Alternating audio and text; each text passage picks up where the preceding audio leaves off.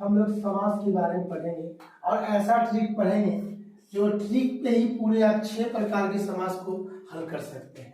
पहला समास जो होता है द्विग समास। द्विग समास याद रखेंगे जिसमें संख्या हो, यानी जिसमें संख्या का बोध होगा वो द्विग समास होगा। जैसे त्रिलोक, दशानन, दोपहर। त्रिलोक में 3, दशानन में 10 और दोपहर में 2। जिस भी शब्द में अगर संख्या का बोध होता है वो द्विग समास कहलाता है। दूसरा तत्पुरुष समास। तत्पुरुष समास में अगर बीच में कारक चिन्ह मिल जाए, अगर बीच में कारक चिन्ह मिल जाए तो हम लोग समझेंगे ये तत्पुरुष समास है। जैसे छिरिमा, जैसे छिरिमा, चिड़िया को मारने वाला, इसमें को आ गया कारक चिन्ह।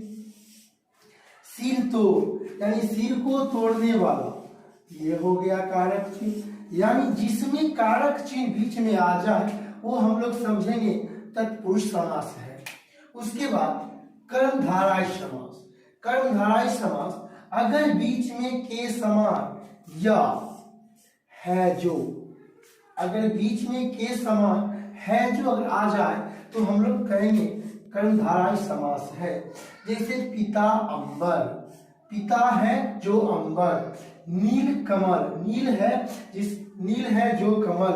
नवयुवक, नव है जो युवक। तो बीच में है जो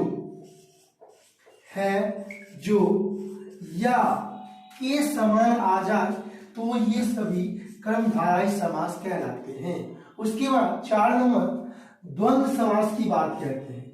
द्वंद्व समास जिस भी शब्द में अगर बीच में आपको डंडा मिल जाए, बीच में डंडा मिल जाए वो होते हैं द्वंद्व समास। जैसे खाना पीना, इसमें बीच में क्या लगा हुआ है डंडा, ये आराम से मान देंगे द्वंद्व समास। बाप बेटा, छिपा लोटा, बहुत सारे हो सकते हैं। बस हम लोग को ध्यान में रखना है बीच में डंडा लगा होगा तो वह द्वंद्व समास होगा। अब आ जाते हैं 5वां बहुव्रीहि समास। बहुव्रीहि समास अगर दोनों पद प्रधान हो, बहुव्रीहि समास में दोनों पद प्रधान हो और अंत में भगवान का नाम हो, ये हो गया ट्रिक। अंत में भगवान का नाम हो।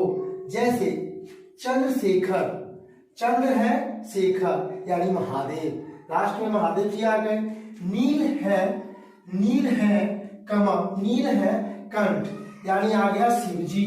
अंत में कोई भी शब्द का इसमें अंत में भगवान का नाम आ जाए वो बहुव्रीहि समास कहलाते हैं। लास्ट में अव्ययीभाव समास, जिसका पहला पद उपसर्ग हो। हम लोग जानते हैं उपसर्ग जो होता है शब्द के पहले लगा होता है और प्रत्यय बाद में लगा होता है। जिस शब्द में उपसर्ग हो वो अव्ययीभाव समास होगा। जैसे यथा लगा होगा, नील होगा, आ होगा, अनु होगा, प्र होगा, प्रति होगा, प्रतिदिन। जैसे हम लोग लिख देंगे प्रतिदिन या यथाशक्ति, यथाशक्ति। देखिए यहां से यथा आ गया, ये उपसर्ग हो गया, ये हो गया अव्ययीभाव समास।